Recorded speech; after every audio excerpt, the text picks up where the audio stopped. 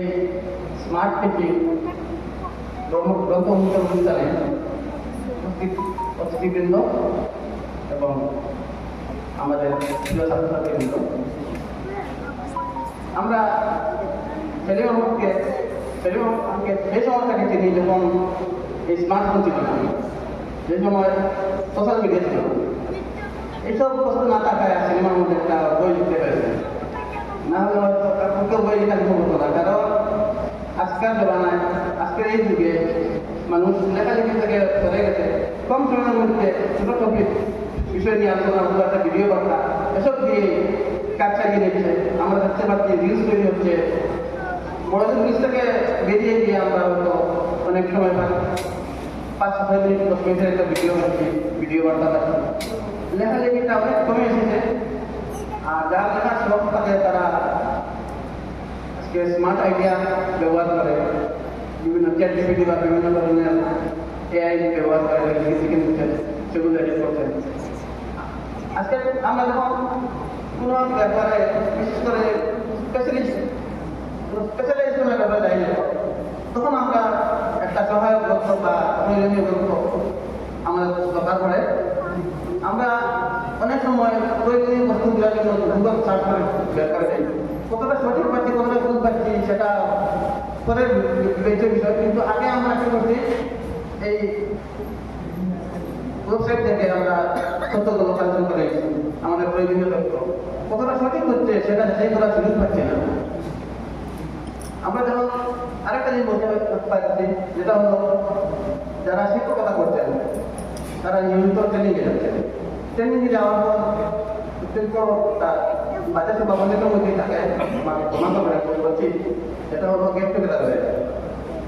Get together মানে ট্রেনিংয়ে গেলাম, যাওয়ার পর 90% হয়তো মনোযোগ দিয়ে স্টাডি করলেন বা ট্রেনিং অ্যাটেন্ড করলেন, 10% কিন্তু গেট টুগেদার হয়ে থাকে। পরে মনে হলো যে আমি এই টপিকের বিষয়ে একটু জানলাম বা কথাটা শিখলাম, তাকে জিজ্ঞেস করবো। জিজ্ঞেস করার মতো মানসিকতা থাকে না, লজ্জা ব্যাপারটা আছে।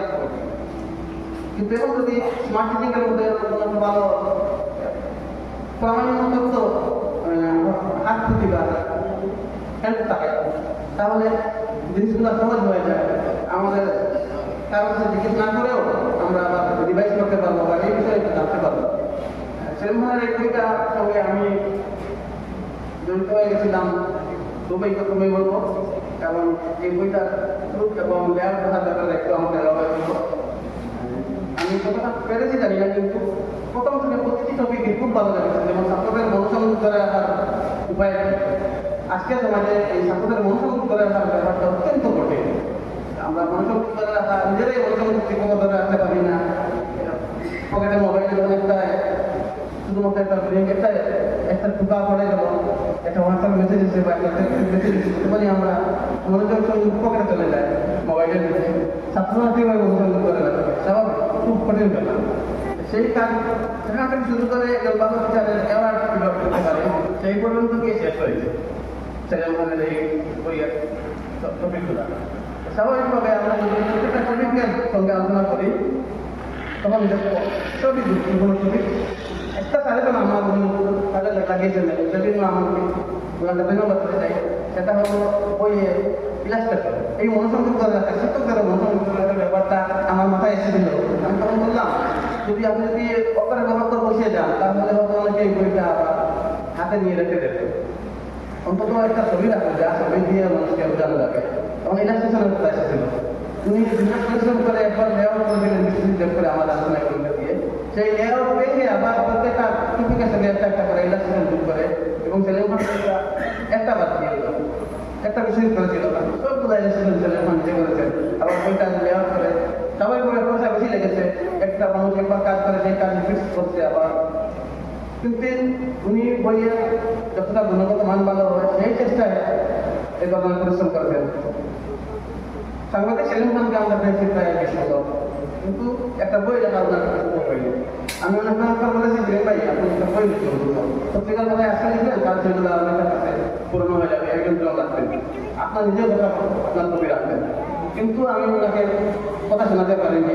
যাই হোক, সর্বোচ্চ শিক্ষকতা জীবনে যখন মনোযোগ দিয়েছে, তখন উনি একজন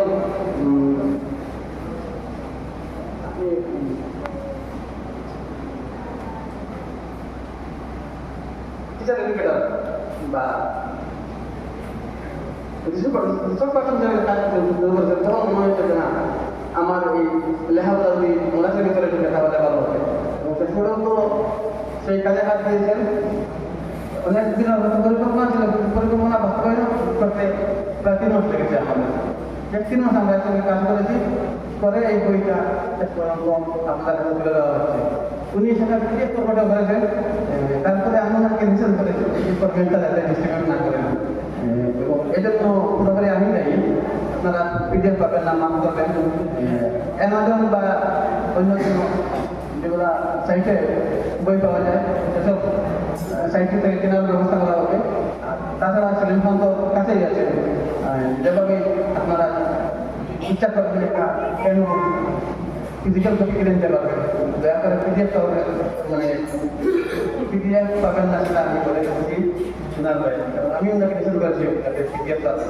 সাপ্লাই না করেন কারণ অনেক পিডিএফ আমাদের মোবাইলে থাকে কিন্তু সেগুলো আমরা করে দেখি না এটা বই